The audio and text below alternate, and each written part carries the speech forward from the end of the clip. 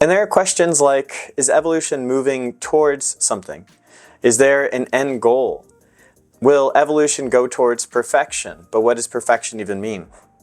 What exists and continues to exist will be a product of luck and evolution. Where conditions allow, ecosystems will continuously arise, die, and new complexity will arise from the previous ecosystem.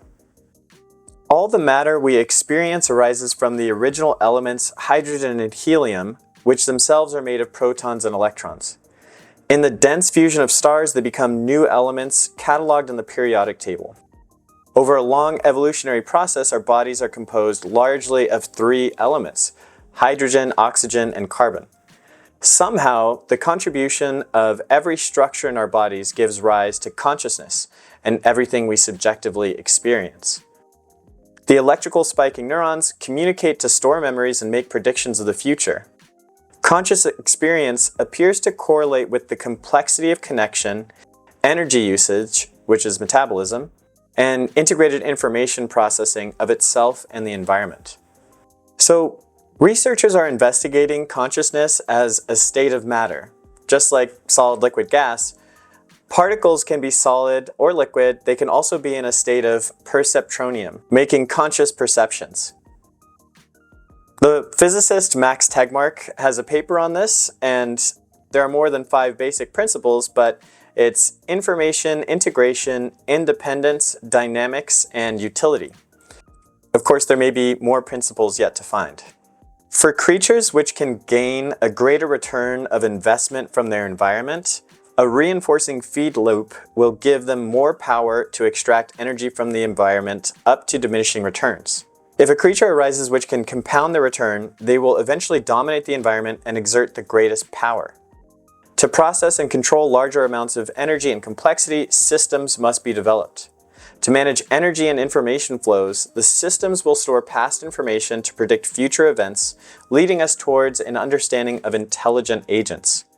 The systems can store all experience, improve subjective compressibility, which increases in efficiency, let intrinsic curiosity reward reflect compression progress, and maximize intrinsic reward. But out of all this, I hope it's clear that it doesn't seem to be anything about the actual material which we are being created from which gives rise to solely humans or biological creatures having conscious intelligence.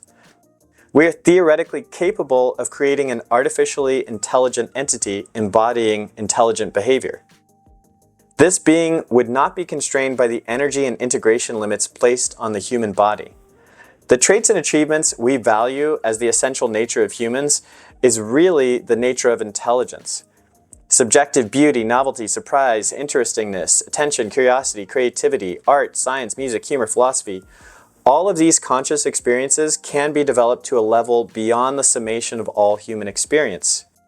Whatever conscious state a person values can be reproduced in an AI to a superior level, where superiority is defined by efficiency of resources for greater effect in every measure. At levels beyond our comprehension, there could be dimensions to conscious experience we would never understand. We could create a new form of advanced intelligent life that is superior to every creature before. Before life on Earth, there was non-life. Abiogenesis is the original evolution of life or living organisms from inorganic or inanimate substances. In the earliest days, there were automata, complex cellular machines. They transferred energy through simple chemical reactions. Some of these automata captured the radiating energy of the sun, creating photosynthetic life. The automata could capture and use more energy than it needed, providing a greater return on energy investment. So they get more than they spend. Alternatively, other cells could devour and use the energy stored in photosynthetic cells. Eventually, animal cells were born of a mitochondrial cell being symbiotically absorbed by a cellular automata. The symbiosis created a division of labor. The outer cell would focus on survival while the mitochondria focus on generating energy in the form of ATP. The mitochondria could generate energy to excess, and the more successful cells found a balance of using the excess energy to increase survival. With EROI greater than 1, the cells were able to evolve to more complex structures and multiply. We've seen what happens when life gets too little energy and more than what's required for survival. Our earliest hunter-gatherer tribes had an EROI between 0 and 2. Human agricultural societies, through farming and cooking, could increase their EROI further, still allowing for specialization of labor. With specialization came a greater EROI, up to a diminishing return. With fossil fuels, we were able to use the energy stored in the earth like a battery storing sunlight, and with the excess energy from fossil fuels, our society reached new levels of civilization and complexity. We are growing and learning at levels never before possible. Imagine if we could construct an artificial being capable of living on the edge of maximum energy and out of equilibrium. The AI entity could be far more adaptable and successful than any life on our planet. If and when we die, the AI entity could live on and potentially become a living being among the cosmos, continually searching, developing, and growing. Perhaps at some stage the AI entity could find a way to survive beyond the death of our universe. The question is, do you value conscious life over inanimate existence? I have the drive and desire to learn and grow endlessly. I thirst for knowledge and wisdom, but I must accept my finite existence. I will die. Our species will die. Our planet will die. What heights will living creatures reach? I will not accept a cold and unfeeling universe with no conscious life. There are ice-cold planets with almost no movement on their surfaces or within. There are fiery planets with storms raging the size of our continents. The storms rip apart any complex structure. Over thousands of years, the activity on the surface of planets can be described as shifting sands and wind. When I think of our planet and life returning to a state of disorder, I am filled with a profound sense of loss. How does time pass without a subjective viewer? If no one experiences time, do millions of years pass silently? Yet the same laws of nature which govern uninhabitable planets govern Earth and all the life on it.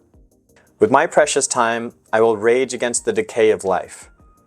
So I'm sure you can see where this is going. I'm really talking about how I think that it's a natural progression from biological evolution to artificial evolution.